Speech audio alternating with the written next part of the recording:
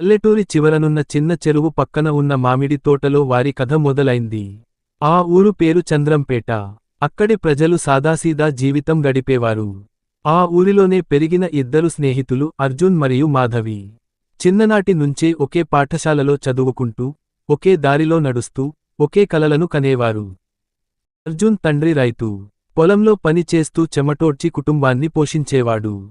మాధవి తండ్రి పాఠశాల ఉపాధ్యాయుడు. విద్యే జీవితం అని నమ్మేవాడు. ఇద్దరి ఇళ్ల పరిస్థితులు వేరు అయినా, వారి హృదయాలు మాత్రం దగ్గరగానే ఉండేవి.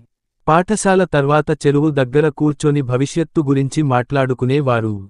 అర్జున్ ఇంజనీర్ అవ్వాలని, పెద్ద నగరంలో పని చేయాలని కల కనేవాడు. మాధవి మాత్రం డాక్టర్ అవ్వాలని ఆశపడేది. కాలం గడిచింది. పాఠశాల చదువు పూర్తయ్యాక అర్జున్ హైదరాబాద్ వెళ్లాడు. మాధవి విజయవాడలో మెడిసిన్ చదవడానికి చేరింది. దూరం పెరిగినా, వారి అనుబంధం మాత్రం తగ్గలేదు.